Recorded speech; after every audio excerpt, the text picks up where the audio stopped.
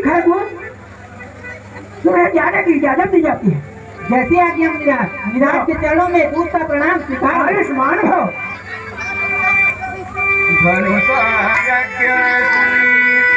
रघुकुल नाथा चल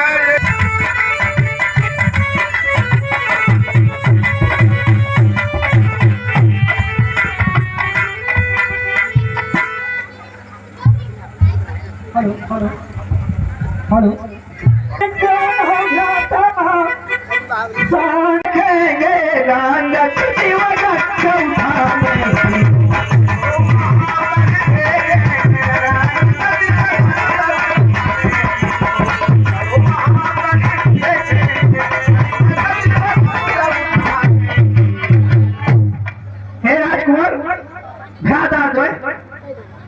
महाराज जनक जी ने अपनी पुत्री का स्वयंवर भाग रखा है और उन्होंने ये शर्त रखी है कि जो उसी के साथ मैं अपनी पुत्री का विवाह करूंगा।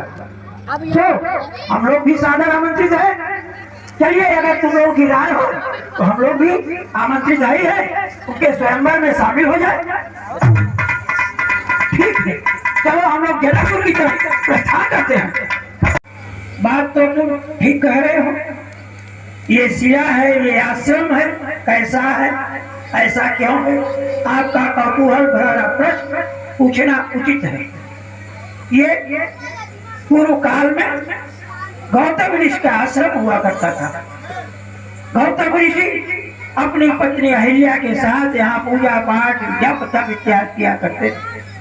एक बार की बात यह, शचीपति इंद्र मुनि ब्रह्म मुहूर्त में निकल गए थे गंगा स्नान करने, और शचीपति इंद्र उनका वेश धारण करके उनके आश्रम में आ गया और उनकी पत्नी से बोले, देवी मैं तुम्हारे साथ समागम करना चाहता हूँ।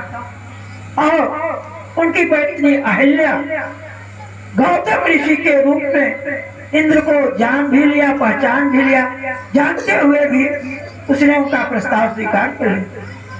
और कुछ क्षण के बाद गौतम ऋषि स्नान करके आ रहे और इंद्र उतावली बस उनके आश्रम से भाग रहा था।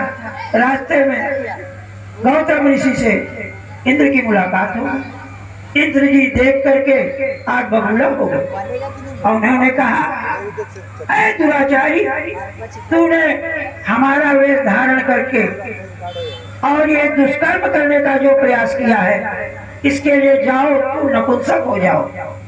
और अहिल्या को श्राप दिया कि जाओ, इस दुष्कृत्य के लिए तुम हजारों वर्ष तक पत्थर बन जाओ और यही धूप, गर्मी, बरसात, हवा, जाड़ा, इसका मौसम की मार तुम्हें झेलना पड़ेगा।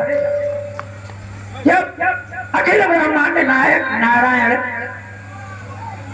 अयोध्या नरेश के यहाँ अवतार लेंगे और वे जंगल में आते आते इस वन से गुजरेंगे, आश्रम से गुजरेंगे, तभी तुम्हारा उद्धार होगा। सो प्रिय वत्सला, यह शिला वही अहिल्या है, इसका उद्धार करो। चरण कमल ऐसा है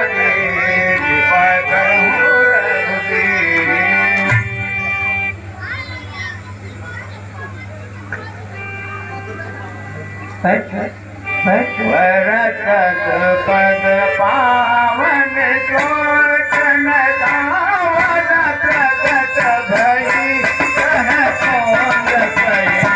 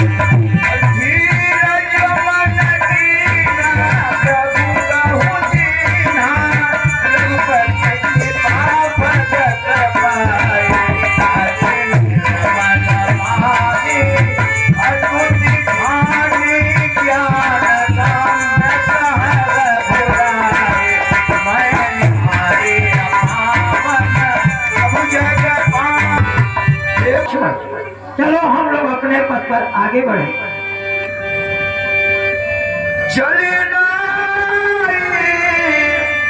चले